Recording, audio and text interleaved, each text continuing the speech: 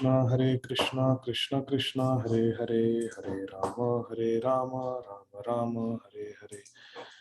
Hare Krishna, Krishna Krishna, Hare Hare.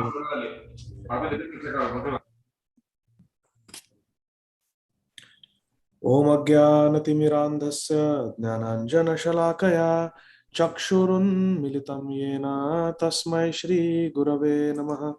Shri Chaitanya Manobhishtam स्थापितं येन भूतले स्वयं रूपा कदा मह्यं ददाति स्वपदान्तिकं वन्दे श्रीगुरु श्रीपदकमलं श्री वैष्णवांश्च श्रीरूपं साग्रजातां सहगणा रघुनाथान्वितं तं सजीवं साद्वैतं सावधूतं परिजना सहितं कृष्ण चैतन्य देवं श्री राधा कृष्ण पदान् सहगणा ललिता श्री विशाखान्वितांश्च नमां विष्णुपादाय कृष्ण पृष्ठाय भूतले श्रीमते भक्तिवेदांत स्वामी इति नामिने नमस्ते सारस्वते देवे गौरवाणी प्रचारिणे निर्विशेष शून्यवादी पाश्चात्य देशतारिणे वाञ्छाकल्पतरुभ्यश्च कृपा सिन्धुभ्य एव च पतितानां पावनेभ्यो वैष्णवेभ्यो नमो नमः। नमो महावदान्याय कृष्ण प्रेम प्रदायते कृष्णाय कृष्ण चैतन्य नाम्ने गौरत्विषे नमः। हे कृष्ण करुणा सिंधु दीनबंधो जगतपते गोपेश गोपिका कांत राधा कांत नमोस्तुते तप्त कांचन गौरांगी राधे वृंदावनेश्वरी वृषभानुसुते देवी प्रणमामि हरिप्रिये। वृंदावनेश्वरी राधा कृष्णो वृंदावनेश्वरः जीवने निधने नित्यं राधा कृष्ण गतिर्मम। जय श्री कृष्ण चैतन्य प्रभु नित्यानंद श्री अद्वैता गदाधर श्रीवासादि गौर भक्तवृंद। हरे कृष्ण कृष्ण कृष्ण हरे हरे हरे राम राम राम हरे हरे। हरे Krishna Krishna Krishna Hare Hare Hare Ram Ram Ram Hare Hare.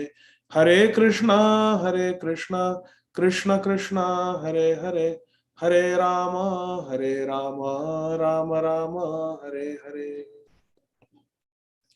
Hare Krishna, dear devotees, thank you very much for your kind association. Dear Kaivalya Prabhu, please accept our humble obeisances. All glories to Srila Prabhupada. Hare Krishna.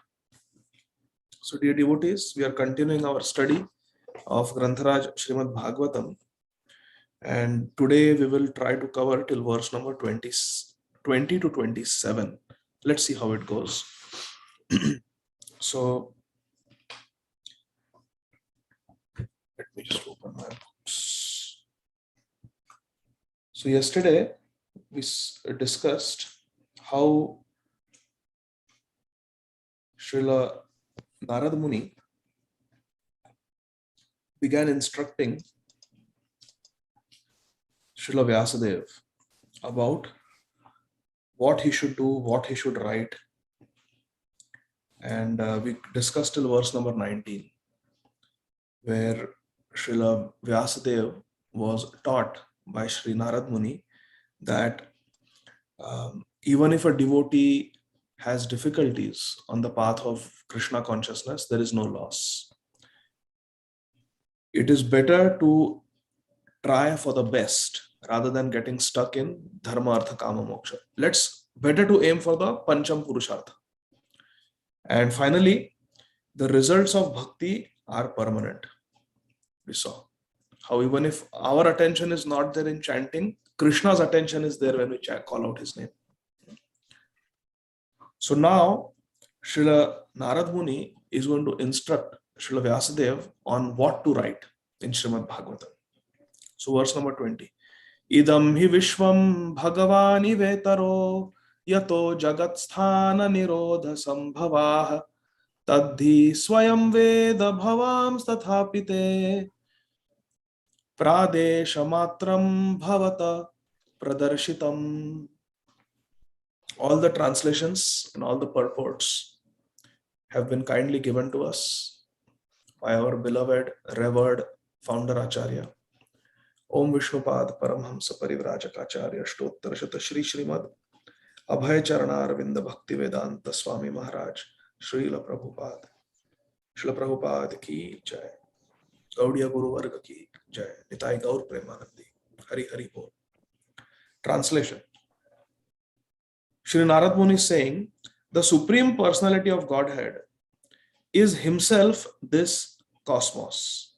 Idam hi Vishwam Bhagavan. Krishna himself is this cosmos, this material manifestation. And still he is aloof from it. Itara. Itara means he is separate from it.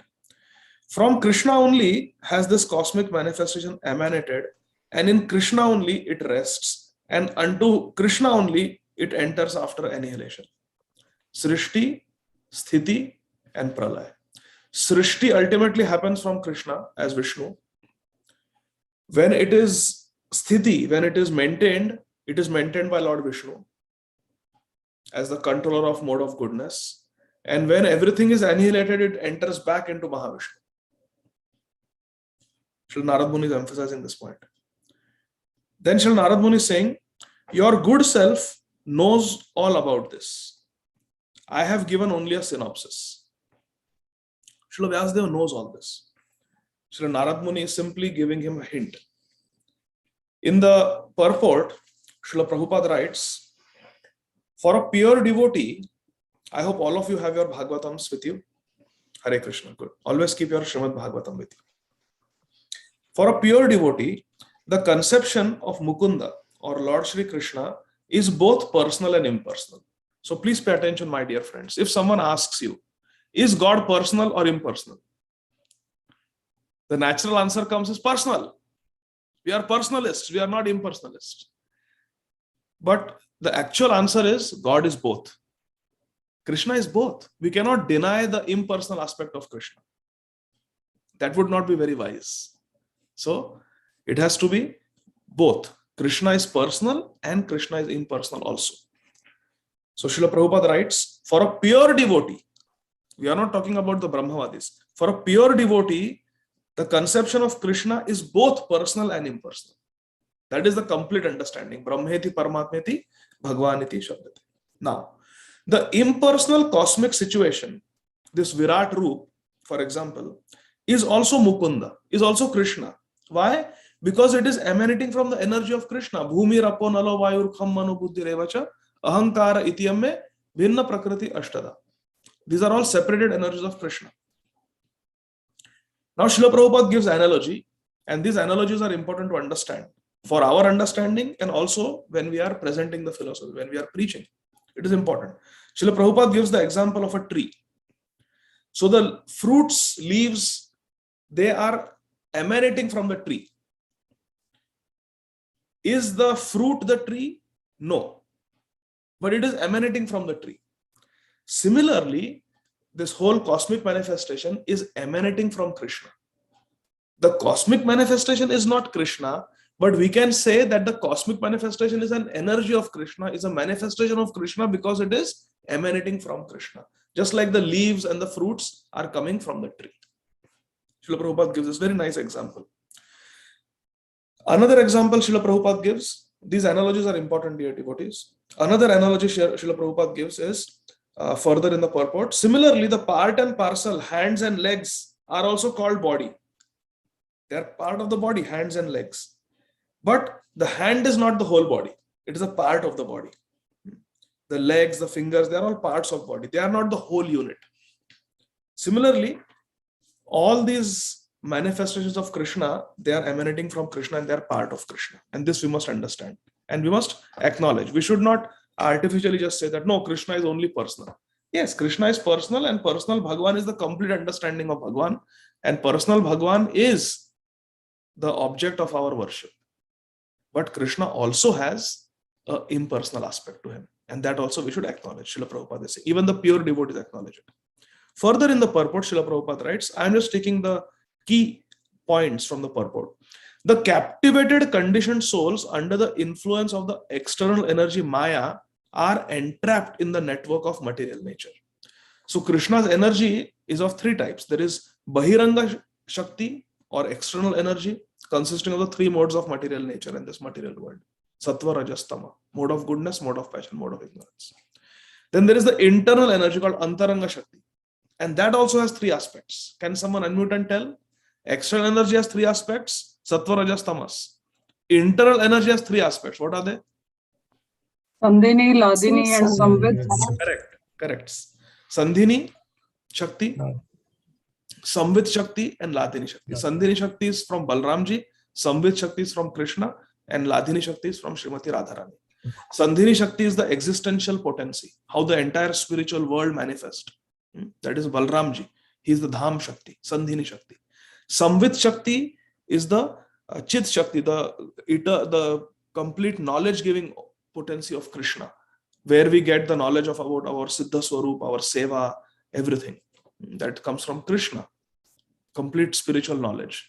And Ladini Shakti is the pleasure potency of Krishna, the way Krishna is served, the way Krishna is pleased. And that is Srimati Radharani. And then there is the Tatastha Shakti. And Tatastha Shakti has got Jiva Tattva, all of us. Therefore it is said, Jivera Swarup hai Krishnera Nityadas, Krishnera Tatastha Shakti Vedavet Prakash. So these three energies are there. And when the Tatastha Shakti attaches to the external energy, then there is forgetfulness of Krishna. That's what Srila Prabhupada is saying. The captivated, conditioned souls under the influence of the external energy Maya. So conditioned souls are Tatastha Shakti. But when they focus on the external energy, they start identifying with the external energy, they get entrapped in material nature. They accept the material nature as all in all, and they have no information about Krishna. That is the meaning of Krishna bhulya sejiv anadir bahirmukh ataiva mayatare deha samsar dukh. Krishna bahirmukha jiv bhoga vancha kare nikatastha mayatare jhapatiya dhare. So captivated by Maya, all of us. Further in the purport, Srila Prabhupada says that Srila Narada Muni is advising Srila Vedavyas to expand on this idea so that these entrapped conditioned souls who are identifying with the external energy, they will turn towards the internal energy, they will turn towards Krishna. By reading your book, these conditioned souls should turn towards Krishna. They should become Krishna Unmukh. They should become Krishna Unmukh. They should turn towards Krishna. In the last paragraph of the purport, Srila Prabhupada writes, the human being may create a small playful Sputnik, a small satellite or a spaceship, but we cannot create the sun, we cannot create the moon, we cannot create Jupiter, Earth. So Srila Prabhupada is saying, no matter how much a human being becomes advanced, we can never equal Krishna and we can never surpass Krishna. To prove this, there is a name of Krishna, that no one is equal to him or superior to him. Who can answer? Asamurdhava. Yes, Sugandha Mataji. Param Satyam. Asamurdhva. Asama means nobody is equal to him. And Urdhva means nobody is higher than Krishna. That's what Srila Prabhupada is saying. Srila Prabhupada says that when a human being becomes completely perfect, he can have up to 78% of Krishna's qualities. Now, who can explain this? Not in percentage. I have a difficult time remembering the percentages, but there are a number of Krishna has 64 qualities. So raise your hand. Who can answer how many qualities a perfect human being has? Brahmaji, Shivji, Lord Vishnu, and Lord Krishna. So let's do Kamal Gopika Mataji. So Vishnu, Brahma has Krishna has 100%, Vishnu has 93%, And Shivji has 84%, and Brahma has 78%. Okay.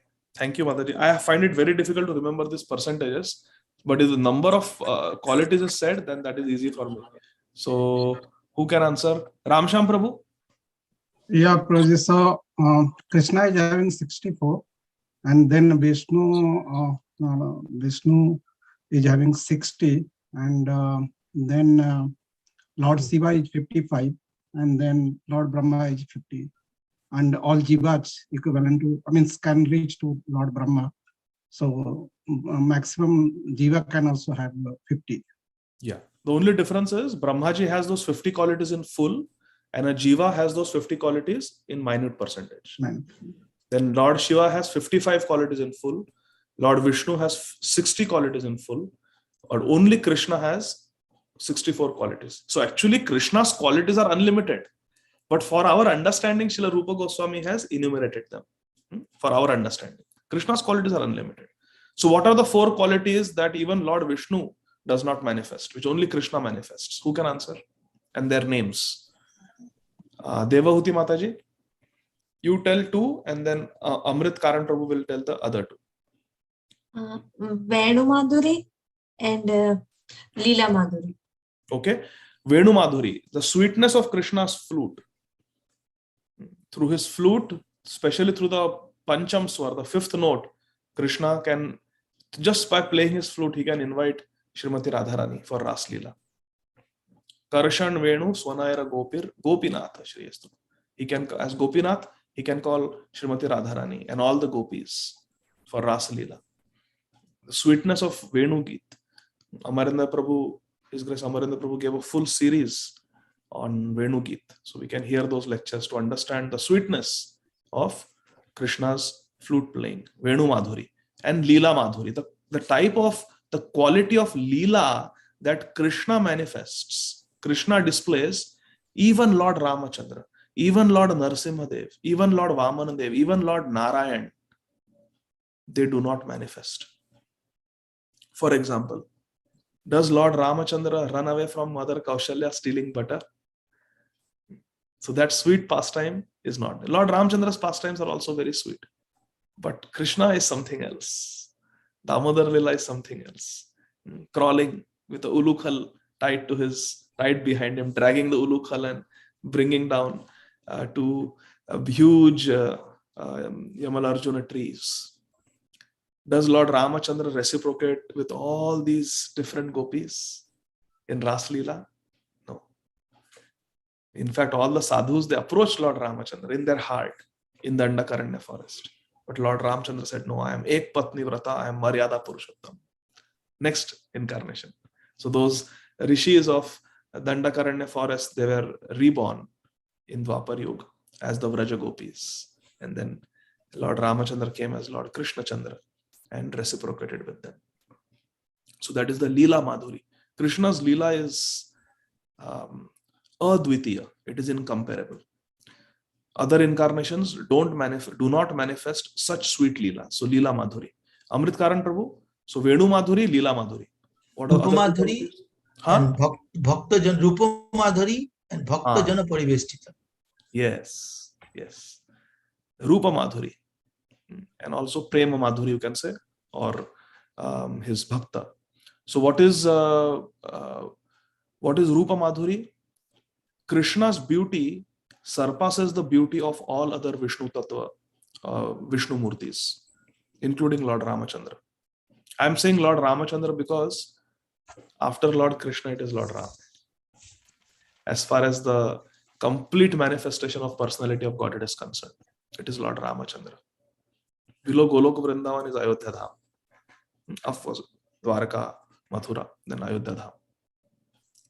So, the physical beauty of Krishna is so astounding. The Tribhanga Deha Sundaram Nakhadyuti Sudhakaram Amulya Ratna Bhushanam Namami Nandanandanam Karena Venu Ranjitam Gati Karindra Ganjitam Dukula Pita Shobhanam Namami Nandanandanam Sudhirga Netra Pankajam Shikhi Shikhanda Murdajam Ananga Koti Mohanam Namami Nandanandanam. Millions of cupids, become enamored by Krishna's beauty. So this Krishna's beauty that attracts Srimati Radharani is the best. So, and then finally, the quality of devotees, Prema Madhuri, the quality of Premi Bhaktas that Krishna has, no other incarnation has. Shukadeva Goswami is a devotee of Krishna. The Vraja Gopis, who are the highest caliber devotees.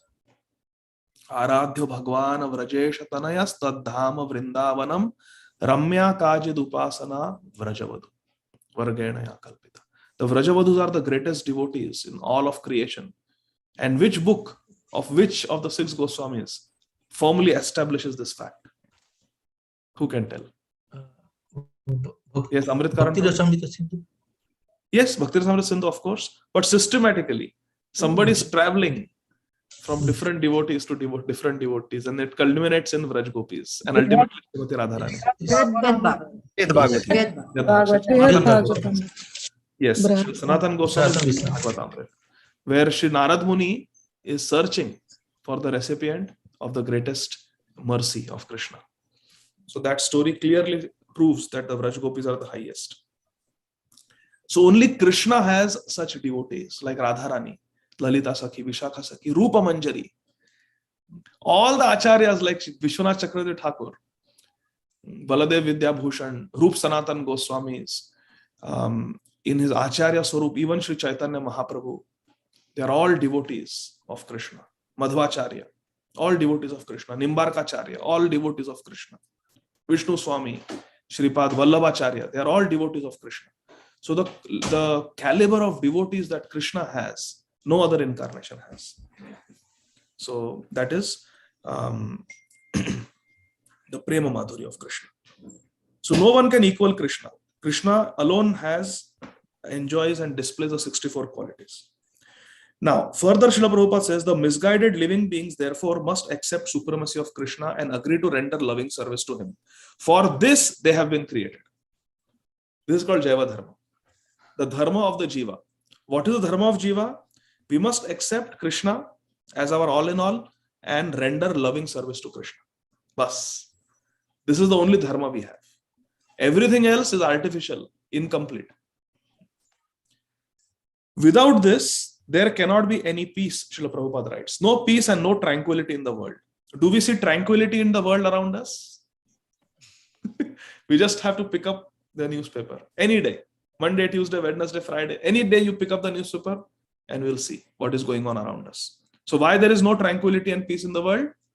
Because people have forgotten their Jaiva Dharma. Srila Vyasadeva is advised by Sri Narada Muni to expand this idea in the Bhagavatam. Srila Prabhupada is saying. So this is what Srila Narada Muni wants Srila Vyasadeva to write. Verse 21. Tvam atmanatmanam ave amogadrik parasya pumsa paramatmana kalam ajam prajatam jagata shivayatan mahanubhava vyudayo diganyatam. Translation.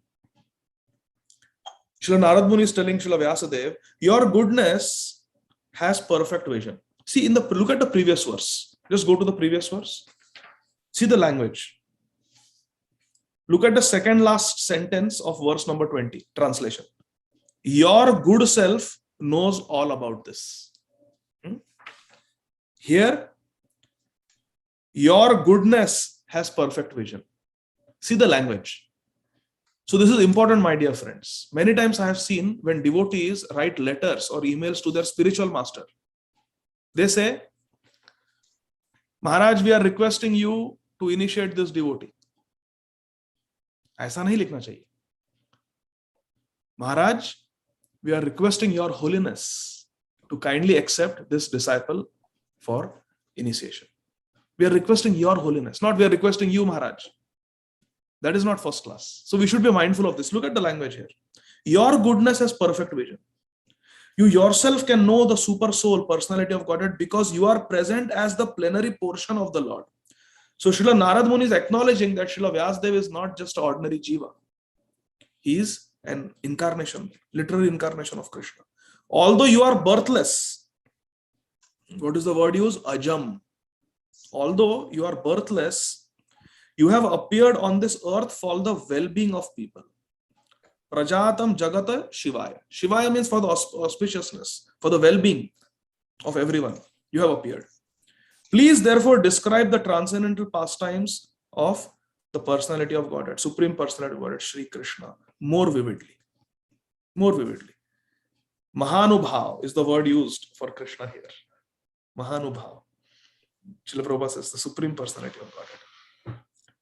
So here, Srila Narada Muni is reminding Srila Vyasadeva about what he has appeared in this world for.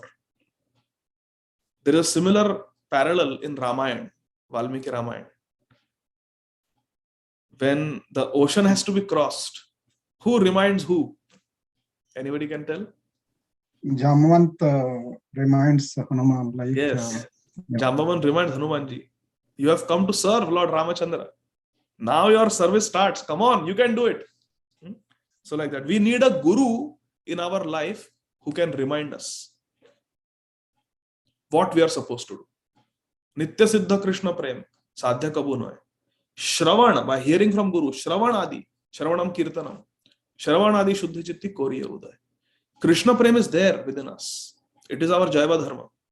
But we need a guru to Koriya Uday. By hearing Shravana Adi Shuddhi Chitti. By hearing the Guru, we start Kirtan, and then that our Nitya Swarup, Siddha Swarup is awakened. So, Srila Narada Muni is reminding Srila Vyasadeva what is his purpose. He says, you describe the transcendental pastimes of Krishna more vividly. Directly he is saying, this is Bhagavatam. The pure transcendental descriptions of Krishna Lila for the benefit of everyone. In the purport, Srila Prabhupada ji writes, Srila Vyasadeva is the empowered plenary portion, incarnation of personality of Godhead, Shri Krishna. Now, Srila Prabhupada is going to answer a question that was asked yesterday. How could Srila Vyasadeva make such a mistake? That he is spending so much time describing Dharma, Artha, Kama, Moksha. How can Srila Vyasadeva write literature which is going to take people away from the Pancham Purushartha? How could he do that? The answer is given here. Shri Krishna, he is the incarnation of Shri Krishna, and Srila Vyasadeva descended by his causeless mercy to deliver the fallen souls of the material world. Further down in the purport, Srila Prabhupada writes, now listen carefully. Although formally Srila Narada Muni is the spiritual master of Srila Vyasadeva, Srila Vyasadeva is not at all dependent on a spiritual master. Because in essence, Srila Vyasadeva is the spiritual master of everyone else. But because Srila Vyasadeva is doing the work of an Acharya, he has taught us by his own conduct that one must have a spiritual master. You see? So this is, he's teaching us through this Leela. It is Leela. It is not that Srila Vyasadeva needs someone to give him transcendental knowledge. No. Srila Vyasadeva is personality of Godhead himself. So he knows. But as Acharya, Acharya means one who teaches by his own example. He's teaching us. Then Srila Prabhupada writes something very wonderful, and I want 3 devotees to answer this question. Srila Prabhupada says, Lord Shri Krishna, Lord Shri Ramachandra, and Lord Shri Chaitanya Mahaprabhu, all are Godhead, but they accepted formal spiritual masters. So now please tell me, raise your hand, who can tell who was the spiritual master or spiritual masters of Lord Ramachandra? Shama Kishori Mataji, tell us the different spiritual masters. Tell us about 3 different spiritual masters of Sri Ramachandra. Vasishtha Muni. The family priest. Was it Valmiki or Valmiki Muni? Shri Vishwamitra Muni taught all the... Vishwamitra, yes. Vishwamitra Muni. And then who gave the final instructions on how to kill Ravan just before the war? Vibhishan. Vibhishan helped before that, but the Shastra, the weapon was given by Agastya Muni. The mantra also was given by Agastya Muni. Thank you, Prabhuji. I didn't know that. So Shri Ramchandra Bhagwan, he accepted all these gurus. Agastya Muni, Vishwamitra Muni, and Vasishtha Muni. Okay. Then Shama Vallabhi Mataji, can you tell us about Shri Krishna? Sandipani Muni. Sandipani Muni. And in Vrindavan, did Krishna have a guru? Srimati Radharani. Hare Krishna. Prabhu, was Garga Muni also Radhika Marchayami. Huh? Sorry? Garga Muni, was he like family priest, right? So was he Our Amarendra Prabhu is saying, Radhika Amara Guru Ami Shishya not. This verse is there in the fourth chapter of Ādi Lila of Chaitanya Charitamrita. Yeah, where Kaviraj Goswami is telling us Krishna's thoughts. Krishna is saying this, that I am Shishya not. I am the disciple. And I dance the way Radharani makes me dance. So yes, that cannot be that has to be the right answer. But yes, there is Gargacharya, there is Vrinda Devi, there is Bhaguri Muni Prabhu also in Vrindavan. Bhaguri Muni. So Krishna had many gurus like that. So Amarendra Prabhu is saying that actually in his childhood, in this Balya Leela, Bhaguri Muni gave Diksha to Lord Krishna. He is the Diksha Guru. Yeah. He was the priest of Nanda Maharaj. Sorry, Prabhuji, who gave Diksha? Bhaguri Muni. Bhaguri Muni. And this Bhaguri Muni came as Gangadas Pandit. He's a Gangadas Pandit is combined incarnation of Durvas Muni and Bhaguri Muni. And Gargacharya came as Nilambar Chakravarti. So now,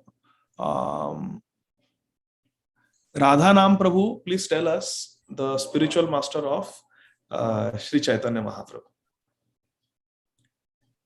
Hare Krishna Prabhu, Ishwar Puri is a spiritual master. Yeah. And then in the school, like you mentioned, Gangadas Pandit. Yes. And then he took initiation from Keshav Bharati. Yes. Very nicely you said. He took initiation from Keshav Bharati.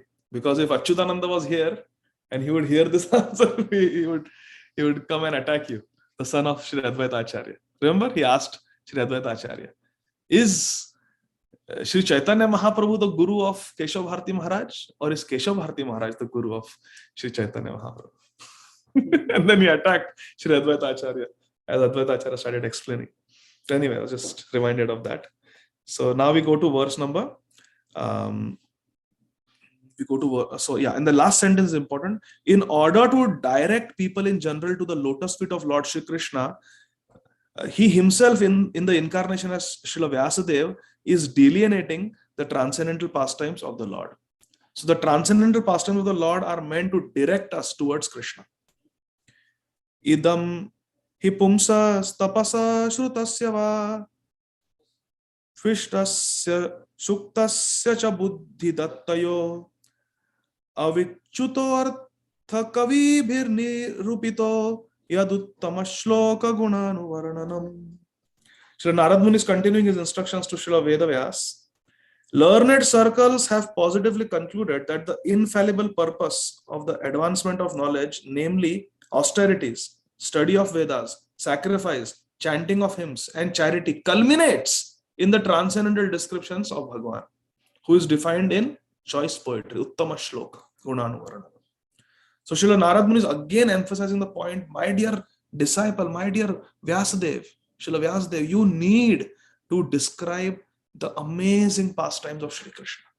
Please write a literature where the wonderful activities of Lord Krishna is described. In the purport, Srila Prabhupada writes, look at the fourth line in the purport, very beautiful line. Perfection of life culminates in the realization of the Supreme Being Vishnu. Perfection of life is to realize Bhagavan. And Srila Prabhupada says the Shruti Shastras therefore directs that those who are actually advanced in learning should aspire for the service of Vishnu Seva.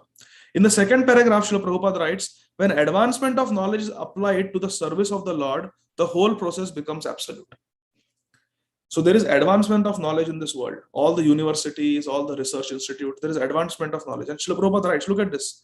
Therefore, all the sages and devotees of the Lord have recommended, all the previous authorities have recommended what?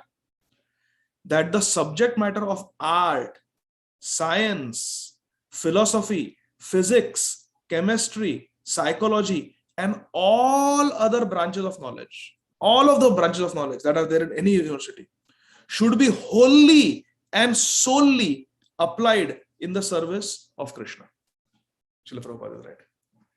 So science, mathematics, physics, chemistry, biology, medical science, everything, management science, everything has to, all knowledge has to be used wholly and solely, Srila Prabhupada says, in the service of Krishna. Therefore, Srila Prabhupada, he empowered Srila Bhakti Swarup Damodar Maharaj to specifically preach in the realm of science and technology, because he saw the potential in Srila Bhakti Swarup Damodar Maharaj, that he comes from a Vaishnava background. He was a descendant of Arjun, very powerful family heritage, born devotee from his childhood, very pure, and he was a PhD from University of California. Doesn't get better than that. PhD from the University of California, Irvine University. And Srila Prabhupada really empowered Srila Bhakti Swarup Damodar Maharaj. And Srila Bhakti Swarup Damodar Maharaj preached so amazingly to different scientists and authorities in the field of science and technology. Established the Bhaktivedanta Institute, had so many discussions with the leaders in the field of science and technology, and convinced them that science and technology should be used to acknowledge the presence of God and to glorify God. Otherwise, it is incomplete and imperfect. Srila Prabhupada gives an example. Valmiki was a great poet, and he used his poetry skills to write 24,000 verses in the beautiful Anushtup meter. Then Srila Vyasadeva was a great writer, and he wrote more than 500,000 verses. He was a writer. So whatever is our ability, we should use it in Krishna's service. If we are a physician, we should use our abilities to treat diseases in the service of Krishna by serving the devotees. If we are an engineer, we should use our, if we are software, whatever, chemist, physicist, whoever we are, we should use our faculties in the service of Krishna. Similarly, science and philosophy also should be applied in the service of Krishna. Philosophy and science should be engaged to establish the glory of the Lord. Srila Prabhupada says, science should be used to establish the glory of the Lord. That yes, we are creating one LED light, but look at the sun. Look at the sun. Krishna has created the sun. A great scientist should endeavor to prove the existence of Krishna on a scientific basis. Srila Prabhupada writes in the purport. And in the last sentence, scientific knowledge engaged in the service of Krishna and all similar activities are all factually Hari Kirtan, or the glorification of the Lord. Please, everyone, look at this last sentence of the purport to verse 22. We'll have a little discussion on this. Scientific knowledge engaged in the service of Krishna and all similar activities are all factually Hari Kirtan, or glorification of the Lord.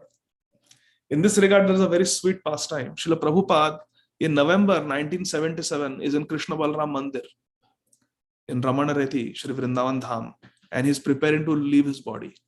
And Srila Bhakti Swarup Damodar Maharaj comes to Vrindavan to spend time and to serve Srila Prabhupada. And Srila Prabhupada is completely engaged in kirtan. 24-hour devotees are having their shifts. They come and for 2 hours, 3 devotees sit. No mridanga, just very soft kartal, because loud sound was giving a lot of pain to Srila Prabhupada. Even light, bright light was giving pain. So Srila Prabhupada was wearing goggles and the kirtan had to be very soft.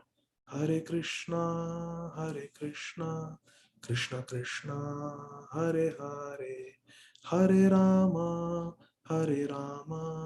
Rama Rama, Hare Hare. 24 hours a day this kirtan was going on. 3 devotees would sit in a corner in the room and do kirtan. When Srila Bhakti Swarup Damodar Maharaj came, immediately Srila Prabhupada called for him and asked Srila Bhakti Swarup Damodar Maharaj to sit next to him. And Srila Tamal Krishna Goswami Maharaj is watching all this. And for 1 hour, in that very weakened condition, Srila Prabhupada is with great interest asking Srila Bhakti Swarup Damodar Maharaj how the scientific preaching is going on, and which scientist he had a discussion with, and what was discussed, what answer Srila Bhakti Swarup Damodar Maharaj gave, and Srila Prabhupada was giving insights. And Srila Tamal Krishna Goswami Maharaj writes, and I was thinking, what is going on? Srila Prabhupada is he may leave his body anytime, and he's talking about all these universities and biotechnology division and biochemistry division and computer division. What is Srila Prabhupada talking about all this? This is not really Krishna consciousness. So Srila Tamal Krishna Goswami Maharaj goes to Srila Prabhupada and whispers, Srila Prabhupada, is it okay if we increase the loudness of the kirtan, the Harinam kirtan? Is it okay? Srila Prabhupada looked at Srila Tamal Krishna Goswami Maharaj and said, what are we doing? We are also doing kirtan only.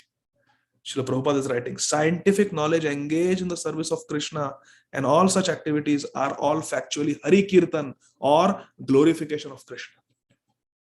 It is glorification of Krishna. So like that. That's how it should be used. Verse number 23. Aham puratit bhave bhava. Aham puratit bhave bhavam mune. Dasyastu kasyaschana vedavadinam nirupito balaka eva yoginam shushrushane pravrishi nirvivikshatam. Please forgive my lack of knowledge of Sanskrit. It is one of my many weaknesses and disqualification. So not verse number 23 onwards, dear devotees, the theme is changing. Verse number 23 to 31, Srila Narada Muni is going to narrate about his previous lifetime, his previous life. So Srila Narada Muni is telling Srila Vyasadeva, O Muni, in the last millennium, Pura Tita Bhave, in the last millennium, I was born as the son of a certain maid servant.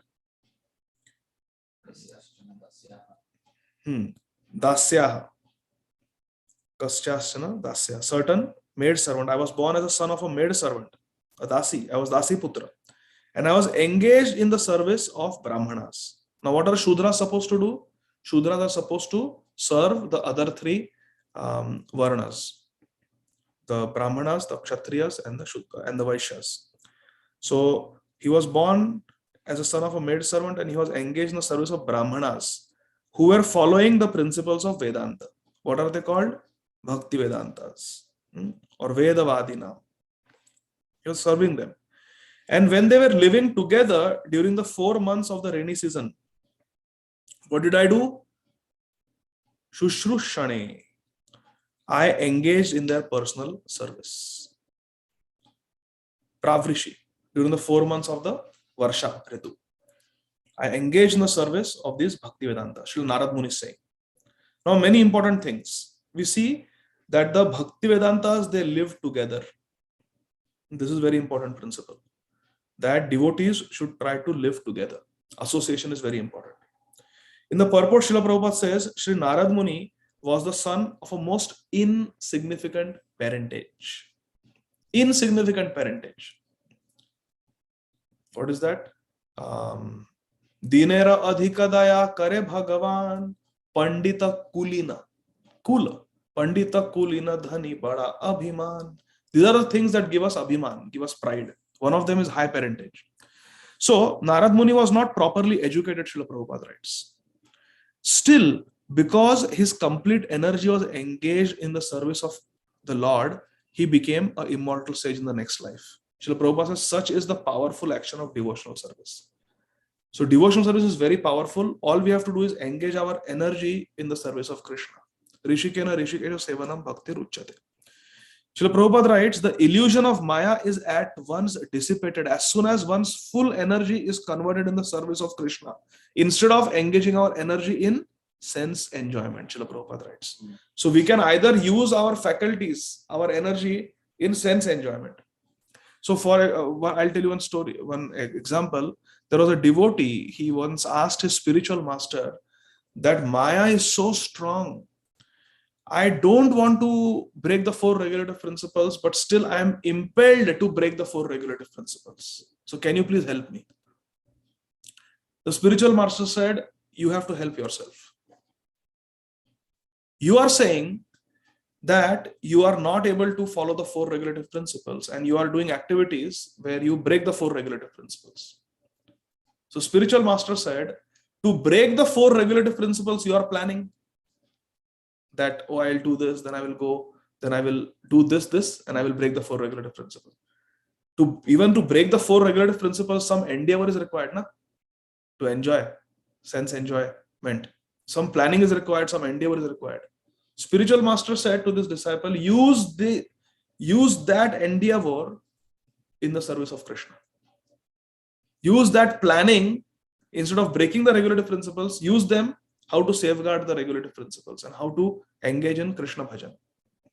You are planning, you are making endeavors to break the regulative principles. That is your fault. Nobody can help you. You yourself have to help yourself. Don't do that. Better you lie on the bed and just go to sleep. But don't do any activities where you are breaking the regulative principles. Instead, use that energy in the service of Krishna.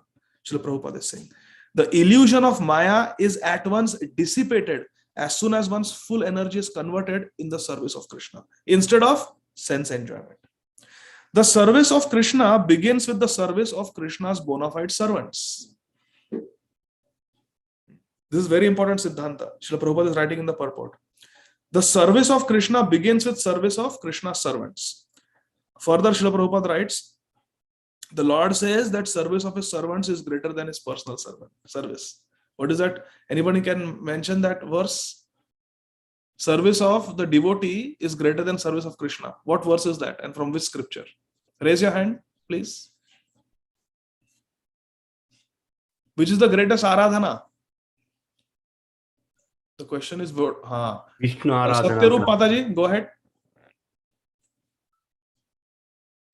आराधनानां सर्वेषां विष्णोराराधनं परं तस्मात् परतरं देवी तद्भक्तानां तदीयानां samarchanam. So Mother Parvati asks Shankar Bhagavan, what is the greatest aradhana? Aradhananam sarvesham Vishnor aradhana param. The greatest aradhana is aradhana of Lord Vishnu. Then Mother Parvati is thinking, Are Baap, I have never done Vishnu aradhana. I am doing your Shiva aradhana. I am only serving you, my dear husband. But you are saying the greatest aradhana is aradhana of Vishnu. I have not done Vishnu aradhana. I have only done Shiva aradhana. So Shankar Bhagavan continues. Aradhanam sarvesham Vishnu aradhana param. But tasmat parataram Devi. Oh Devi, don't be disappointed. Better than the worship of Vishnu, tasmat parataram Devi tadiyanam samarchanam. To do archana completely, samyak rupena, samarchanam of those who are related to Lord Vishnu. Those who are the devotees of Lord Vishnu. That is even better. More man prabhu asa vishwasa ramate adhik rama kardasa.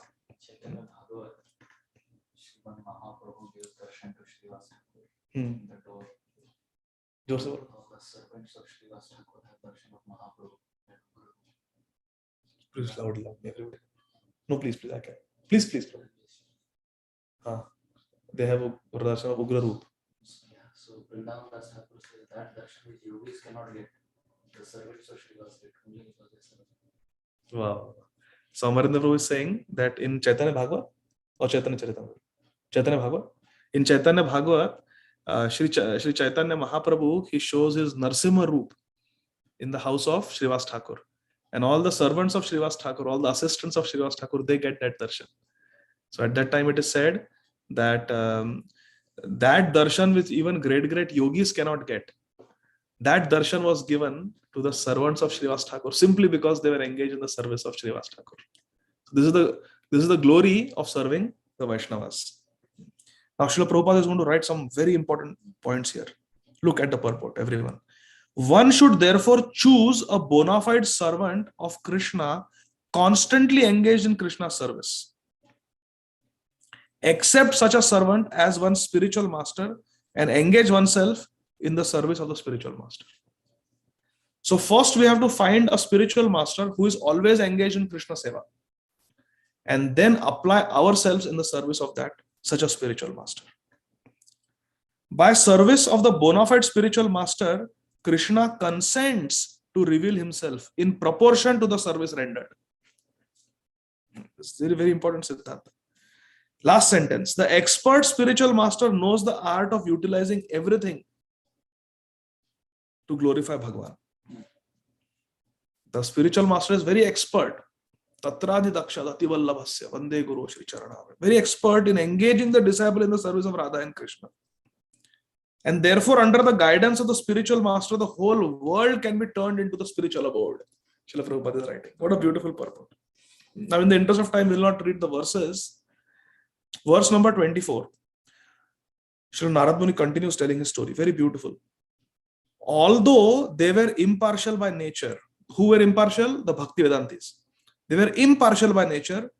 Those followers of Vedanta blessed me by their causeless mercy. As far as I was concerned, I was self-controlled and had no attachment for sports. Srila Narada Muni had no attachment for sports, even though I was a boy. In addition, I was not naughty and I did not speak more than required. Alpa Bhashini. So Amarendra Guru is saying there are 4 qualities of Srila Narada Muni mentioned in this verse. First one is self-controlled. Self-control. This is very important. Disciple means discipline. We should be self-controlled. Number 2, no attachment for useless sports. Adhrita kridanake. No attachment for sports. Even though he was a boy. In addition, he was not naughty. He was not naughty. And so not naughty means anuvartini. He was obedient. He was obedient. And he did not speak more than required.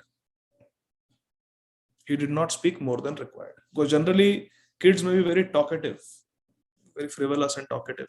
But Srila Narada Muni was not like that as a child, as a Dasiputra in his previous life. Now, we should not get discouraged because we are not like that. We have played sports and all those things. It's okay. We are not like Narada Muni. There is only one Narada Muni. We are not like that. It should humble us. But so our acharyas are so great. Prabhupada going to a foreign country at the age of 70 and in 11 years creating 108 temples and thousands of devotees of Krishna. So all this is there in our Acharya Charitra. Srila Bhakti Siddhanta Saraswati Thakur. He created 64 Gaudiya Maths when there was no jet airways, no flights, no aeroplanes. When Srila Prabhupada was told that Srila Prabhupada, you have done so much, 108 temples. Srila Prabhupada said, no. This Srila Prabhupada said during the Krishna Balram Mandir installation. Srila Prabhupada said, no, I have not done anything. I only created 4 temples in India. Mumbai, Hyderabad, Vrindavan and Navadvip. But it took me 11 years. But my spiritual master in 9 years created 64 Gaudiya Maths in India and Bangladesh. And I think one was even in Myanmar, one Gaudiya Math. So Srila Prabhupada says that my spiritual master did so much. And I had so much technology. But my spiritual master did not have technology in the 1930s. But still in 9 years, he built 64 Gaudiya Maths. And in 11 years, I could only build 4 temples. Srila Prabhupada's love for his Gurudev, his reverence for his Gurudev, and his humility. So very beautiful. So our acharyas have done so much. Srila Vishwanath Chakravarti Thakur, if we analyze their life, Srila Rup Sanatan Goswami, Raghunath Das Goswami, his renunciation, it really makes us very humble, isn't it? And that is what it should do. It should simply make us humble. We are not competing with the acharyas, but we feel humbled with their example. So we should not feel discouraged that we are not like Narada Muni. We don't have these 4 qualities, but it's okay. We take shelter of Srila Narada Muni. As such, Vedantavadis, Srila Prabhupada writes in the purport in the first paragraph, as such Vedantavadis or the followers of Vedanta indicate the pure devotees of personality of Godhead. Srila Prabhupada is explaining the meaning of the word Vedantavadi. It means pure devotees. What is the meaning of Bhakti Vedanta? Pure devotee. Pure devotional service. What is the meaning of Bhakti Siddhanta? Pure devotional service. Pure devotional, pure devotee. And such Vedantavadis or Bhakti Vedantas are impartial in distributing transcendental knowledge of devotional service. Why are they impartial? Because Krishna is impartial. Samoham sarvabhuteshu. Name dveshtasthena priya. Krishna is impartial. Therefore, the pure devotees are also impartial. To them, no one is enemy and friend. Dhira, dhira, jana, priya, priya karo. They are equal to everyone. So the Vedantavadis initiated this boy, Srila Prabhupada writes in the purport, initiated this Dasiputra and helped him advance in his spiritual line of progress. Further down, Srila Prabhupada writes, irresponsible life of sense enjoyment was unknown to the children of the followers of Varnashram system. Srila Prabhupada writes, at the age of 5, they would go to Gurukul. And they would, like we discussed yesterday, they would not even see the opposite sex till they were 25 years of age. Without being self-controlled, without being disciplined, and without being fully obedient, no one can become successful in following the instructions of the spiritual master. Srila Prabhupada is saying, how can we become successful in following the instructions of the spiritual master? We have to have these qualities: self-controlled, disciplined, and fully obedient. If we don't have these qualities, we cannot succeed in following instructions of Shri Guru. And then Srila Prabhupada finally writes in the last line, and without following the instructions of spiritual master, no one is able to go back home, back to Godhead. Simple, very straightforward. Verse number 25. Uchishtalepan anumodito dvijai sakritsma bhunje tadup astakil bhishaya evam pravistasya vishuddha chetasas tadharma evatma ruchi prajayate. Shri Narada Muni is remembering, once only by their permission, I took the remnants of their food. Uchishta lepan. Once I took the remnants of their food, and by doing so, what happened? Apasta kil vishay. All my sins were eradicated. Thus, being engaged, I became purified in heart. Vishuddha chetasas.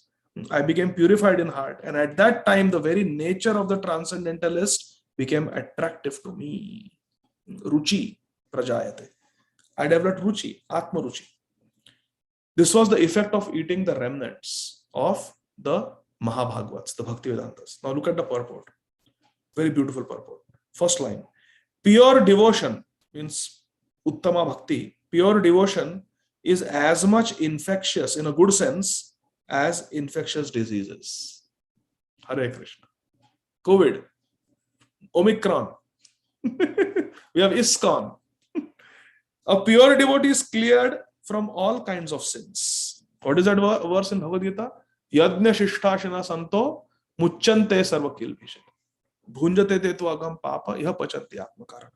The Bhakti Vedantas, as above mentioned, were pure devotees. And the boy became infected with their pure devotion, their purity by their association and by eating once the remnants of the foodstuffs taken by the pure devotees. Now look at the next sentence. I became very happy when I read this next sentence. Such remnants may be taken even without permission of the pure devotees.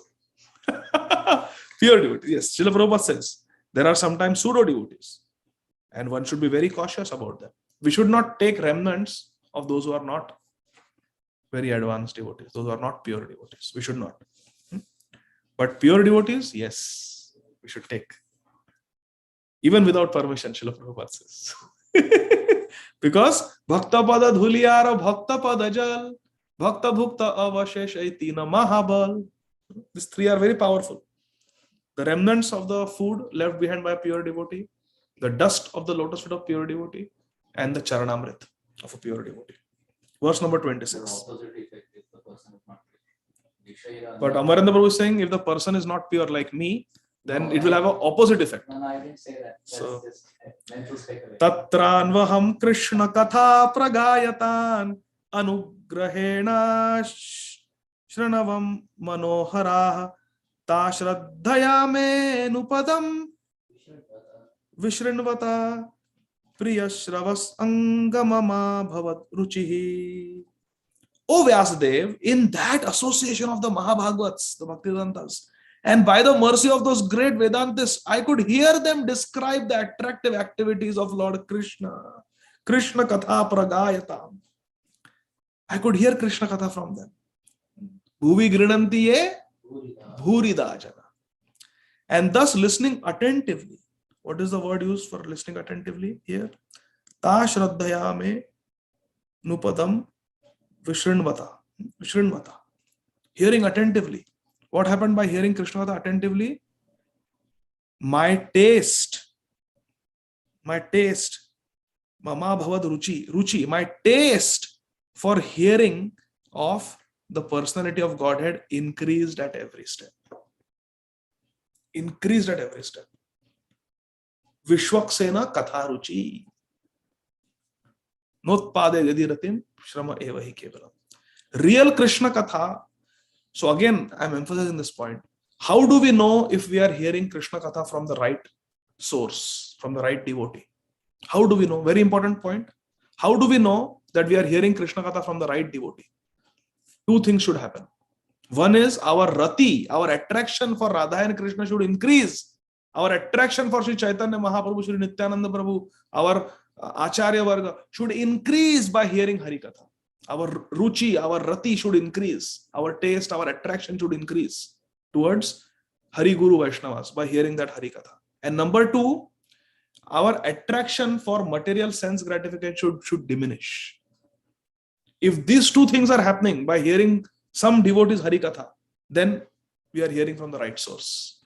If these two things are not happening, Radha and Krishna are not becoming more attractive to us, and material sense gratification is not becoming disgusting to us, then we are not hearing from the right source. Okay, so this is the litmus test. So Shri Narada Muni is saying, by listening attentively to the Bhaktivedantas, my taste for hearing Krishna Katha increased at every step. Srila Prabhupada writes in the purport, Lord Shri Krishna, the absolute personality of God, is attractive not only in his personal feature, but also in his transcendental activities. So Krishna Roop is Madhuram. Krishna Leela is also Madhuram. Everything is Madhuram. Madhura Adhipate Akhilam Madhuram. The Lord descends on this material world out of causeless mercy and displays his various transcendental pastimes as human being, so that human beings get attracted to him. Human beings get attracted to him and become able to go back home, back to Godhead. Therefore, Naravat Leela. Further in the purport, by hearing the narration of pastimes of Krishna, one contacts directly the personality of Godhead, which means Krishna Katha is non-different from Krishna, just like Krishna Nam. And by hearing about Krishna from within, all accumulated sins are cleaned. What is the verse for this? Anybody can unmute and tell? Shrunvatam? Mukta Sangha Prabhu, go ahead. Dunoti Samalam Krishna, Salilasya Tasarat. That is also verse. I was thinking of Shrunvatam Swakatha Krishna, Punya Shravana Kirtana, Ridantastohi Abhadrani Vidhu. Very nice, thank you. Hearer gradually becomes liberated from mundane association and becomes attracted to the features of Krishna. Further down, one can attain the highest perfection of life simply by attentive hearing of the transcendental pastimes of Krishna from the right source. From the right source, not from anybody. From the right source, like Shri Narada Muni. Heard from the pure devotees, Bhakti Vedanta. Srila Prabhupada is writing. We should hear from the right source. I heard that in New Vrindavan, Srila Prabhupada once asked the devotees, his disciples, which is the most important verse of entire Bhagavad Gita. And he went devotee to devotee, asking them. Anyone knows what was the verse? Yes, Devoti Mataji? Janma karma chame divyam evam viviti tattva. Yes. Everybody was thinking man mana bhavan bhakto sarva dharman parityajya and so many other verses. But one devotee even said tad vidhi pranipatena pariprashnena sevaya. These are all important verses. But Srila Prabhupada said, no, the most important verse of Bhagavad Gita is Janma karma chame divyam. My Leela is divya. My Leela is divya. Evam yuveti tatvata tyaktva deham punarjanmaneti mameti. O Arjuna. So everything is there in this one verse. The glory of Bhagavatam is there in this verse of Bhagavad Gita. Glory of Krishna Katha. Verse number 27. Last verse for today. Srila Narada Muni is saying, O great sage, as soon as I got a taste for personality of Krishna, my attention to hear about Krishna became unflinching. And as my taste developed, I could realize that it was only in my ignorance that I had accepted gross and subtle coverings. For both Krishna and I are transcendental. In the purport, Srila Prabhupada says, wherever there is light, there cannot be darkness. Hearing of Krishna's pastimes is itself transcendental association of Krishna, because there is no difference between Krishna and Krishna Leela. Srila Prabhupada writes, no difference between Krishna and Krishna Leela. Next page, further down, the gross body should be engaged in acts of rendering service to the Lord, as bringing water, cleansing the temple, offering obeisances. What is that verse? Savai mana Krishna padarayan vindayor vachamshi vaikuntha gunanu varanane. So Ambarish Maharaj engaged his body in the service of Krishna. Similarly, Srila Prabhupada writes, what about the subtle mind? Gross body will engage in service. What about the subtle body, the mind?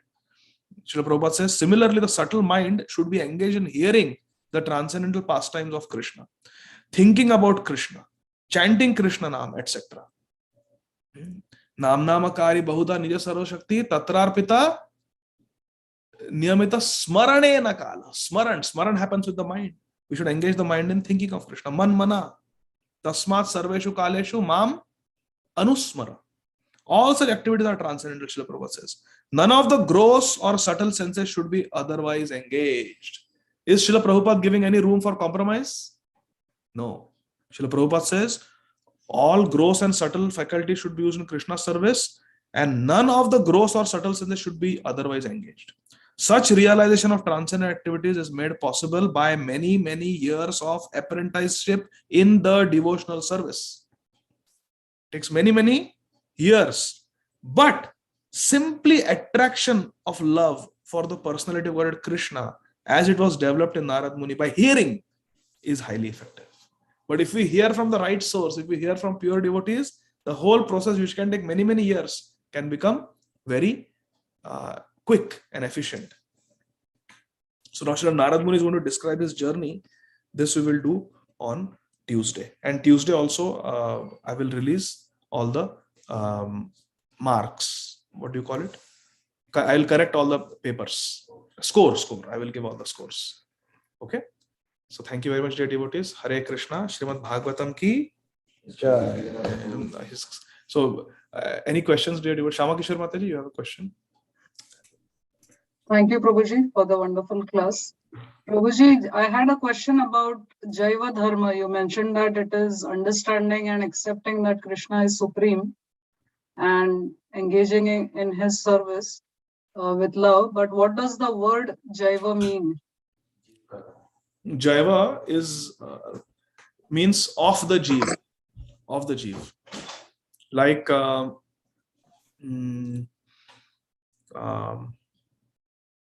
give an example, Daiva, Dev and Daiva. So Jeev and Jaiva. Jaiva Dharma means the Dharma of the Jiva. Of the Jiva means Jaiva. Is that okay? Thank you, Prabhuji. Hare Krishna. Hare Krishna. Then we have, it's only showing us co-host. Hare Krishna, Prabhu. Yes, sorry, Mukulanga Prabhu. Yes, Hare Krishna. Prabhu, a little confusion here, because you said that we have to hear from a bona fide person, and the effect of it is that you relish hearing and you get more interest in hearing, right? So there are many speakers other than our Gaudiya Vaishnavas, different sampradayas. They speak so nicely in very flowery language that you get transformation also, right? So is that the right hearing there? Because there also you get interest in hearing more about Krishna. Say there's Madhvat Sampradaya also. Different sampradayas, even Mayavadis, they speak very nicely, where your heart is transformed, or you get more interest in hearing. But at the same time, Avaishnava Mukodgir Shavanam Naiva Kartavyam, right? So there is a conflict there. So how do you understand this, bro? Diksha Kale Bhakta Kare Atma Samarpan. When we take Diksha, the devotee surrenders to Shri Guru. दीक्षा काले भक्त करे आत्मसमर्पण, सही काले कृष्ण करे तारे आत्मसम. Krishna accepts us because we have accepted Sharanagati of Shri Guru. So whatever we hear should be approved by our Diksha Guru or our Shiksha Guru. Otherwise, we should not hear. What if we don't have both at that point? We may not have both at the initial stages, right? So, before we are initiated? Yeah, before we are initiated, we don't have anyone, Siksha Guru or neither Siksha Guru or Diksha Guru.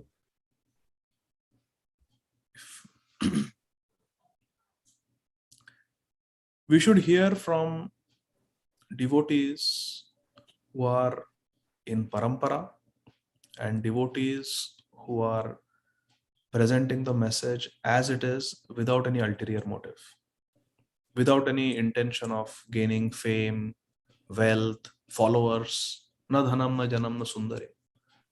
One who has na dhanam na janam na sundarim kavitam va jagadisha kamaye. That attitude, we should hear from them.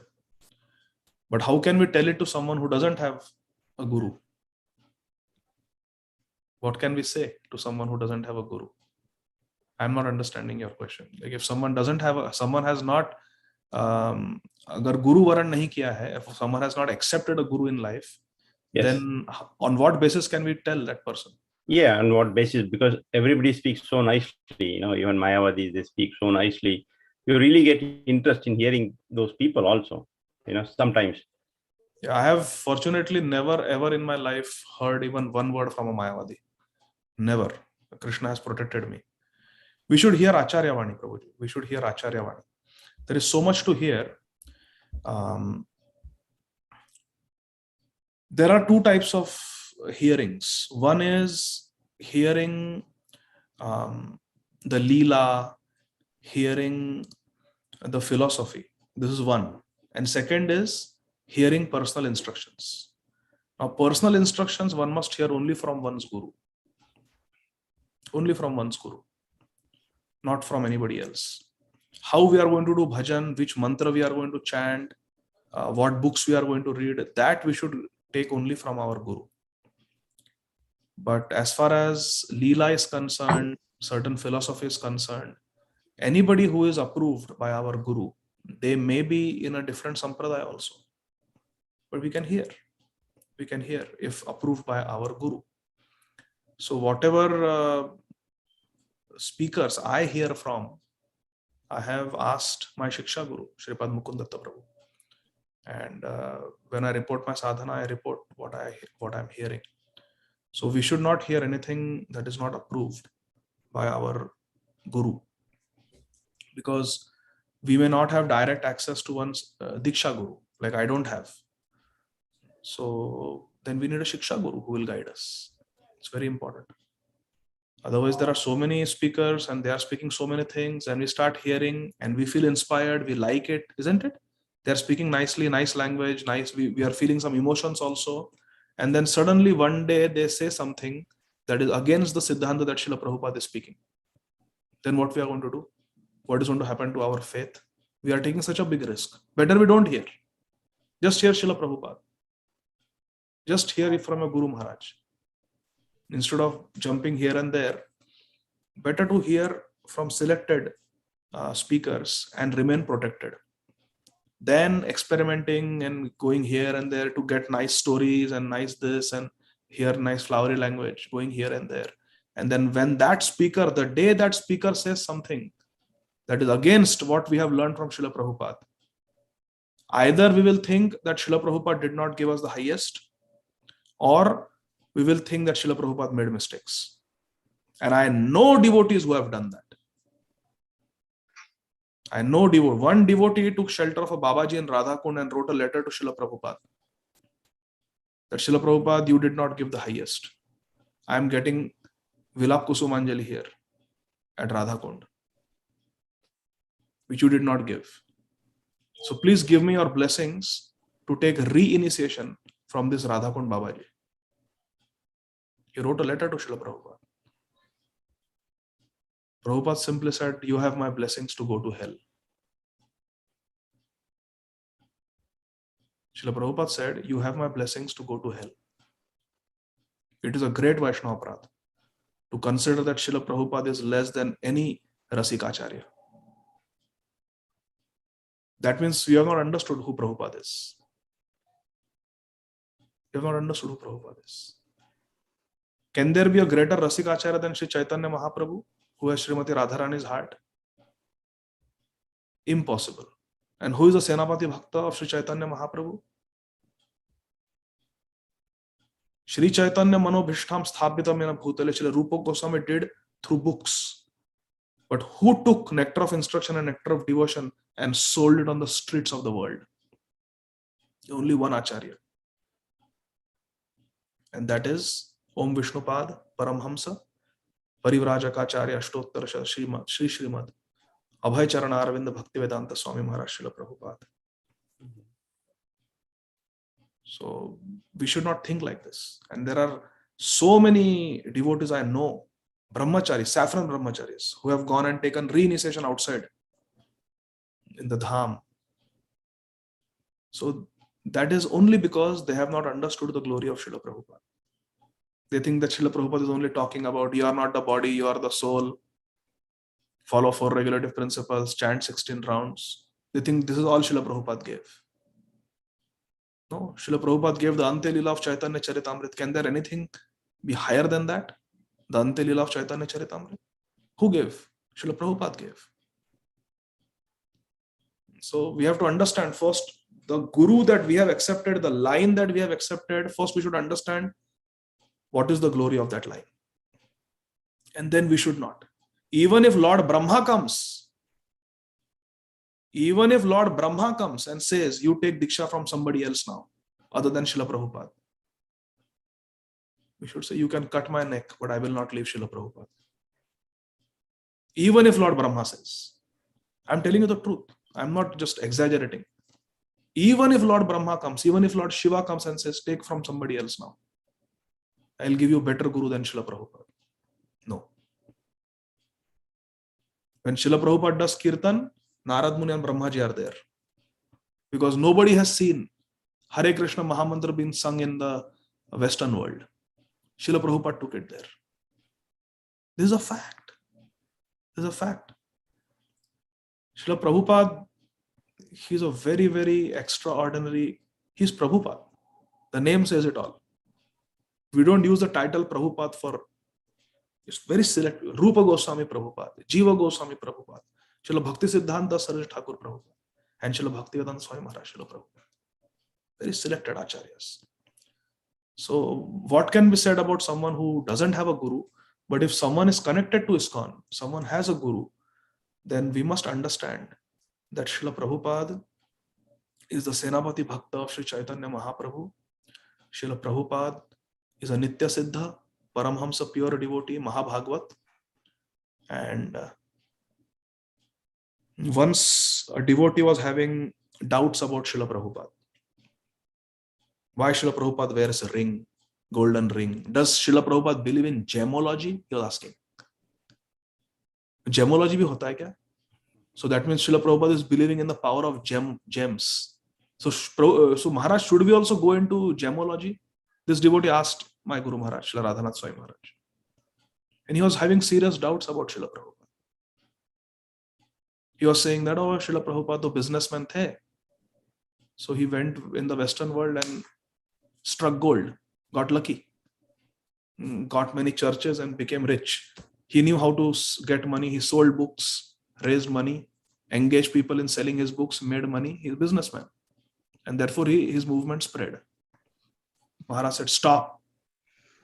Rascal, it takes one to know one. It takes one to know one. You are definitely eating outside food. That's why these nonsense thoughts are coming in your mind. Are you eating non-prasad? No, Maharaj. My wife packs dabba every day. I take it to office and I eat prasad only. Do you eat anything in the office? In the evening in the office, Maharaj, the tea wala, he brings some chai and biscuit. I don't drink tea, but I eat those biscuits in the office. That's why. Because you are eating non-prasad, these nonsense thoughts are coming in your mind. First, stop eating biscuits and don't judge Srila Prabhupada. It takes one to know one. Maharaj told him. Maharaj was like a thunder lightning that day. It takes one to know one. First, we have to understand what our acharyas have given. Who is Srila Gaur Govind Maharaj? Who is Srila Bhakti Vinod Thakur? Who is Srila Bhakti Siddhanta Saraswati Thakur? Gaur Kishore Das. Then we can understand. Otherwise, we should not take initiation. If we don't have such appreciation for our acharyas, why take initiation? Wait. Just chant Harinam.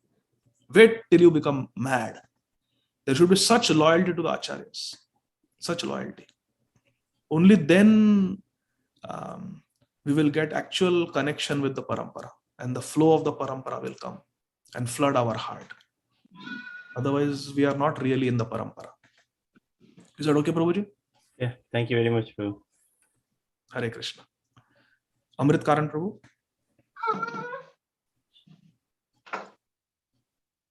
Yes, Prabhuji, a wonderful class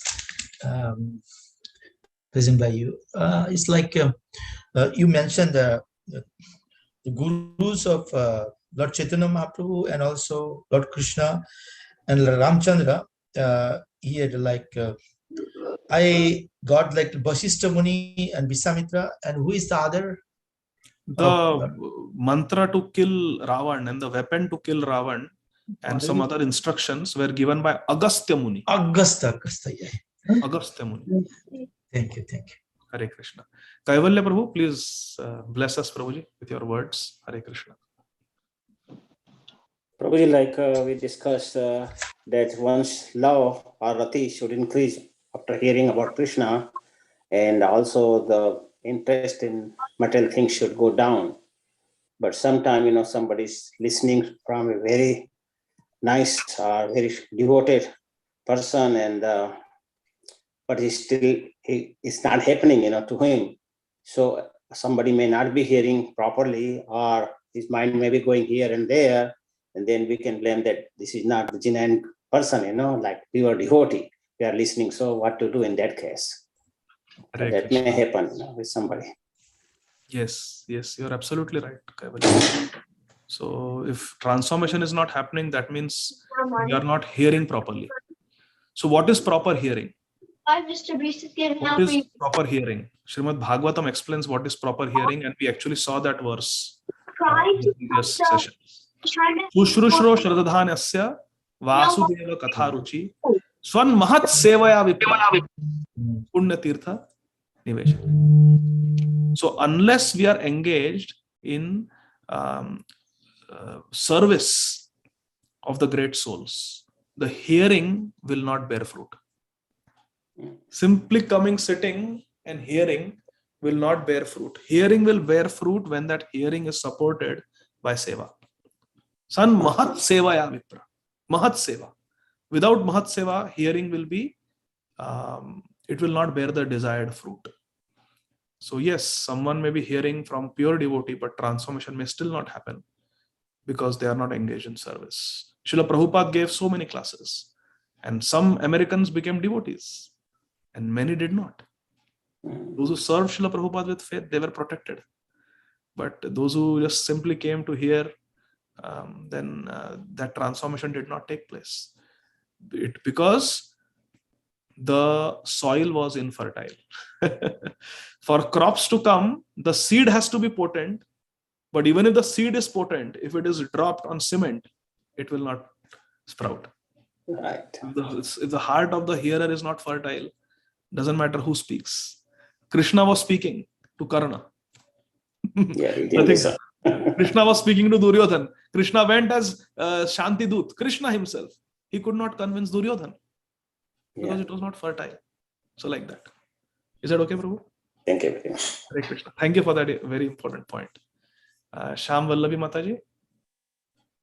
And then finally, Sharanagat Mataji. Hare Krishna, Prabhuji, Dandavat Pranam. Prabhuji, you told that we should not take Uchishta from everyone. Maharaj Uchishta, sometimes we get and we take it. And sometimes while going in Yatra and all, suppose if there is something more in one plate, then they give sometimes. Should we take, or if we say no, then it will become an offense? Say the last part again, Mataji. Suppose in yatras and all, if some devotees plate more prasadam is there, then they want to give to us, then should we say no, or should we take that uchishta, or if we say no to that, will it become an offense? See, generally, devotee will not give his or her uchishta to another devotee. Suppose in yatras, Prabhuji, sometimes in others' plate, they will serve more prasadam. So I have never seen a devotee give their uchishta to another devotee because they could not eat it. I have never seen or heard that. Family members, yes, like the small child, they could not finish. Your own child, they give it to you because you don't want to waste. That's okay. But another devotee giving, I have never had any devotee give it to me like that, and I have never given mine because I could not finish. So this is not the right culture. This is not the right culture. We should not give our uchishta. okay. We should not give. Yeah. Because actually, if a person is giving their uchishta voluntarily to others, he has to accept the sins of that person. And he has to give his pious credits to that devotee. Okay. It is not a joke. Yeah. If we give our charan dhuli voluntarily to somebody, or we give our uchishta to somebody voluntarily, we give, take this. That means we are accepting the sins of that person. Only Guru can do that. We don't have the power to do that. So we should not give our uchishta. We should, whatever is there, we should eat it. If not, keep it and eat it later. Okay. Or be careful when it is being served. Don't take too much. Okay. But we should never give our uchishta to another devotee voluntarily. Okay. Hare Krishna. Hare Krishna. And then Hare Krishna, we have Prabhuji. Sharanagat Mataji. Hare Krishna, Prabhuji, Dandavat Pranam. About the Uchishta, then can I ask you one question, that like giving it to the family members, you said that then whether it will have the same effect like giving it to the others, our leftover. Is it okay to give to family members, you're asking? Yes. Yes. It depends on our intention, because see, as family members, this is the verdict of the Shastra, that family members, they anyway share a lot of karma with each other because they have the common source of income. So the money that is coming into the family, it is either pious money or impious money. They are eating from the same kitchen. So they are anyway sharing a lot of karma. And therefore, for example, Prahlad Maharaj, he is told by Lord Narasimhadev that 21 generations have been liberated. Because in the family, we share the good and bad, the good karma, the bad karma. In the family, we share. So with the family members, it depends on what the mood is. If the mood is that prasad should not get wasted and the person you're taking is a sincere devotee, then there is no harm. Or if it is children are generally considered innocent. So if they could not finish and the prasad will get wasted, a parent may eat. So that is okay. But the general principle is that we should not eat remnants of those who are not pure devotees or those who are not very advanced devotees. Thank you so much. And my question is that, like, Prabhuji, in this material one day world, I just share, one day there was a very great devotee who came to Atlanta. I will not name, but very great devotee who came to Atlanta. He's a sannyasi in our ISKCON. And he loves, again, I should not take the name, but there is one devotee whose lectures this sannyasi loves to hear. Very nice. He likes the lectures. So as soon as this sannyasi saw this devotee, he was so happy. He was eating prasad. He said, Prabhu, you are here. He took food from his mouth and he gave, take.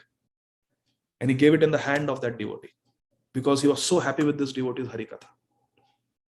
You are giving such nice lectures. I'm hearing your lectures every day. Whole ISKCON is getting benefited with your lectures. Take this. So he is, giving his mercy to this devotee. And then that devotee went to wash his hands after eating it. I said, what is this? Whose is this? He told me. So I also took like that. So this is love. When there's a relationship of love that a great devotee can actually give, take. Because this sannyasi, he's a guru himself. He's a guru in our ISKCON. Anyway, please go ahead, Mataji. Sharanath Mataji. that was a wonderful example, Prabhu. So my question was initially that, like, that this is a material world, Prabhuji, and somehow my experience is that this material enjoyment, even if we don't plan, it will come so easily. But somehow, whenever I'm planning to serve devotees, or it always my plan will somehow Krishna's mercy, I'm not getting many chances. Every time, sometimes happens. Like tomorrow, I was supposed to serve Srila Prabhupada as one of the disciple, but then because of the COVID, I had to cancel that program. And so there is so much of a disappointment when you plan something to serve, and somehow I know that maybe it's not my adhikar, or it is maybe I'm not qualified enough to serve devotees. But in that situation, how can we process this, or how should we see Krishna's mercy in these situations also? Actually, to serve a devotee is bhajan, correct? Vaishnava Seva is one of the 5 limbs of bhakti. It is bhajan. And to feel separation from bhajan, that I could not serve this devotee, and feeling remorse, feeling disappointment, feeling sad, feeling heartbroken that I missed the opportunity to serve the devotee. That is also bhajan. That remorse, that disappointment, that separation from the devotee, service to the devotee, is also bhajan. So that is Krishna's mercy, because Krishna is giving you that chance to experience that remorse and disappointment. That remorse is also purifying you. It also purifies us. So we should simply keep praying. Your attitude is correct, that I am not qualified, I have some deficiency, that's why this opportunity was taken away from me. But Krishna, please give me a chance again. I want to serve the devotee. So you should keep praying, and Krishna will give chance. Don't worry. Krishna will give chance. Okay. Thank you so much. Hare Krishna. Dilip Prabhu. Hare Krishna Prabhuji, Dandavat Pranam, all goes to Srila Prabhupada and Gurudev. Jai Srila Prabhu. Prabhuji, as you mentioned about Mahat Seva, just I wanted to know what you mean by Mahat Seva for me. And another one is, Prabhuji, you mentioned that heart should be fertilized. It cannot be, seed cannot grow in as like a stone like heart, mind.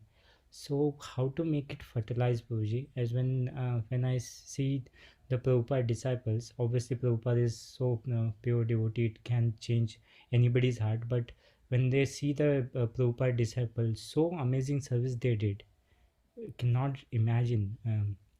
But yesterday you made one more point. Sorry to change it. The Westerners, means basically they fed up with the enjoyment you mentioned. But Prabhuji, the lust is so much, is as like in a, maybe somewhere I heard, is like in a fire putting a ghee. It never satisfy anyone, even though how much you enjoy.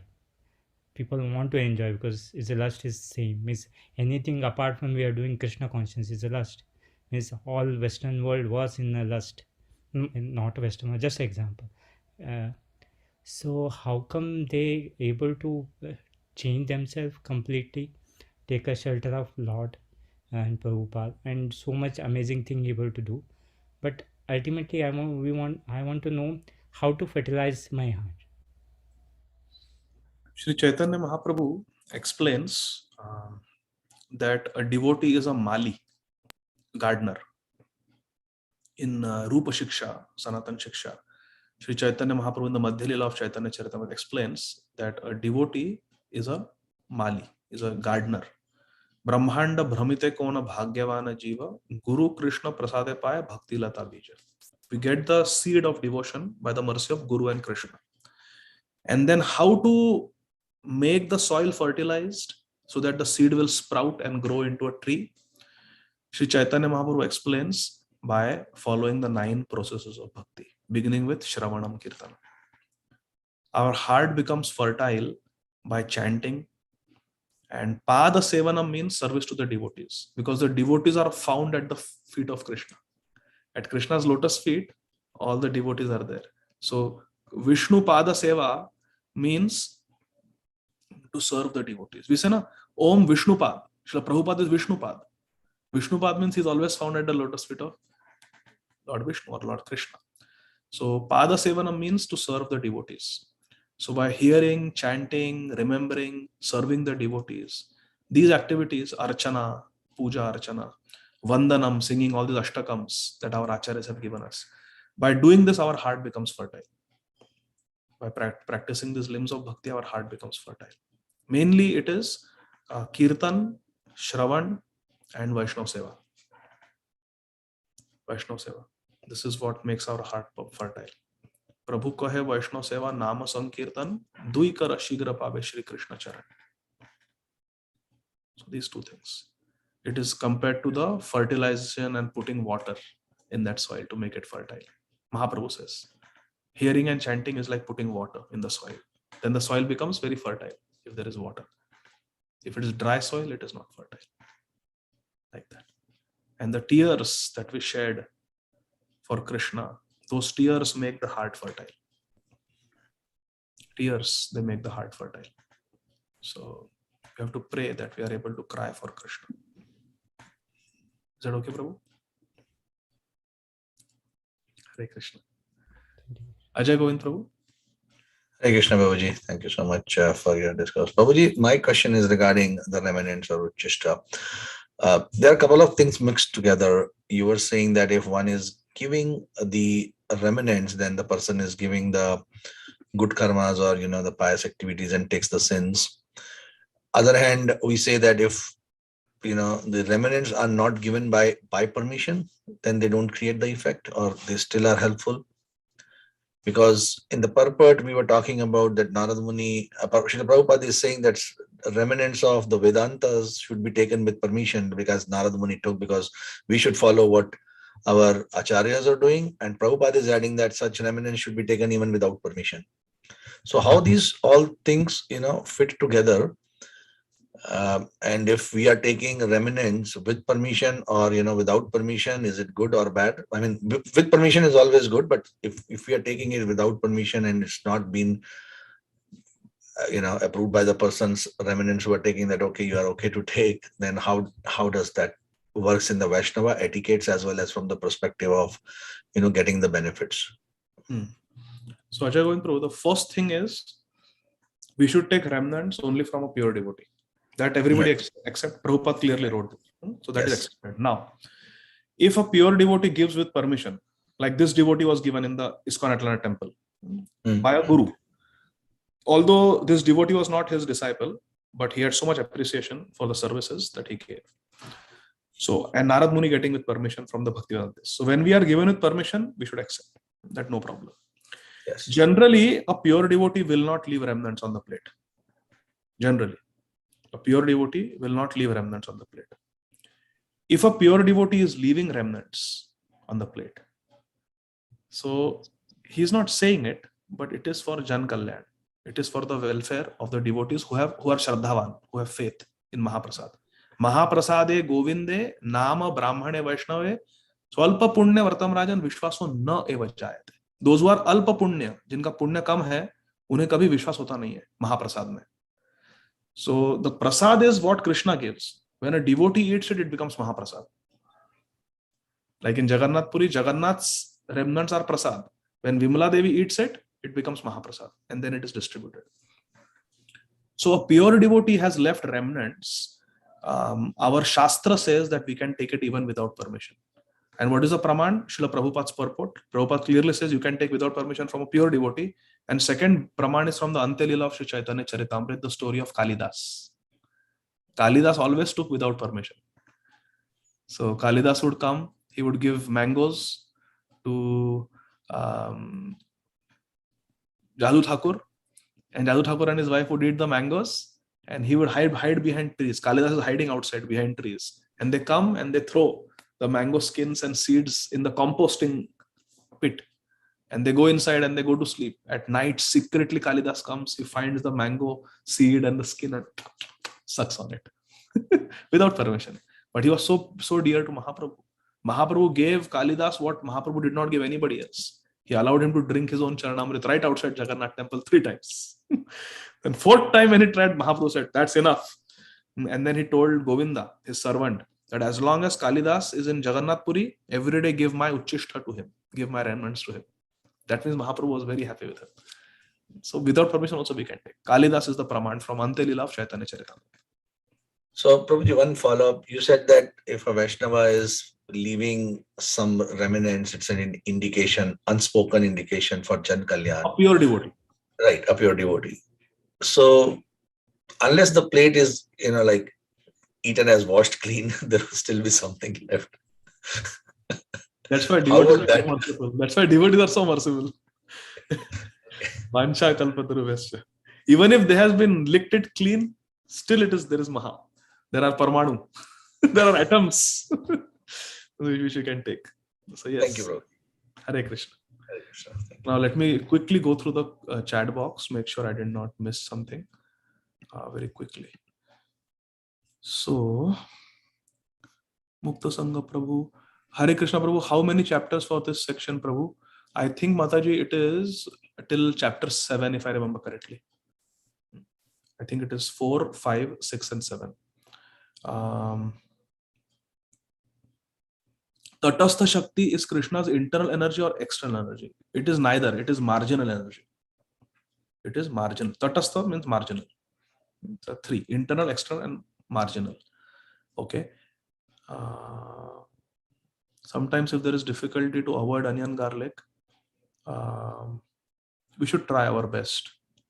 We should try our best and we should pray to Krishna. Krishna is always there to help us. So whenever problems we have like that from family members, they are forcing us to eat onion garlic, we should simply pray to Krishna.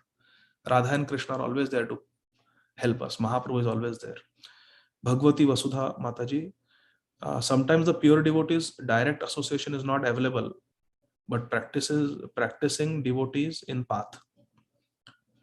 Yes, so we can take association of the pure devotees through their Vani, through their classes, through YouTube, ISKCON Desire Tree. And we can take association of devotees who are practicing also. Those who are sincerely practicing, we can take their association also.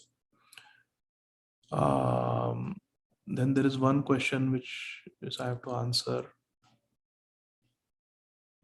privately. Then there is last Bhagavati Vasudha Mataji. In path, that association is compared to other temple or organization, and have seen people going away. How to help new people? Bhagavati Vasudha Mataji, can you unmute and tell? I'm not understanding. Direct association is not available, but practicing devotees in path, that association is compared to other temple. I'm not able to understand your question, Mataji. Can you quickly explain? Yes, Prabhuji.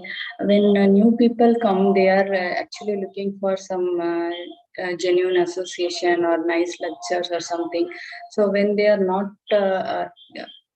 we understand the importance of Srila Prabhupada and their disciples. But when new people, they are not able to see in that deep, and they compare, and I see people going away from ISKCON, even some Apasampradaya. So how to help? See, somebody leaving the shelter of a pure devotee like Srila Prabhupada and going away, especially going away to a Apasampradaya, leaving a bona fide Sampradaya and going to Apasampradaya generally is a result of Vaishnava Prad. Even though they may be new devotees, but either in this life or previously they must have done some Vaishnava Prad. Otherwise, one will never leave a sadhu and go to a sadhu. It is not possible. Because sadhu is all attractive. Sadhu is all attractive. So one will not leave. But if one is leaving, that means either there is some Vaishnava Aparadha or there is lack of bhajan. If one is not doing bhajan, one is not chanting one's rounds attentively in the morning every day, then anytime Maya can trick us and we'll fall away. So what to do for such devotees? It depends on what relationship we have with them. If we have a relationship of affection, we should tell them the truth. But if we don't have a close relationship, we can simply pray for them. Sometimes they go and they come back also. But sometimes they don't. At least for some time, they don't come back. So what to do? We have to be very alert ourselves. And when we see somebody going away, we should simply pray for them. What can we do? It's very sad. Brahmanda Brahmite Kona Bhagyavana Jiva. Guru Krishna Prasade Paya Bhakti Lata Bija. After many, many lifetimes we have got, after doing Brahman in the Brahmanda, we have got a Sadguru like Srila Prabhupada and all our followers of Sri Chaitanya Mahaprabhu, the whole Bhakti Vinod family, whole Bhakti Siddhanta Saraswati Thakur family. So it's very sad. And it is also a wake-up call for us. Why are devotees leaving? Is our Hari Katha in ISKCON not nourishing enough? It's a wake-up call for us also.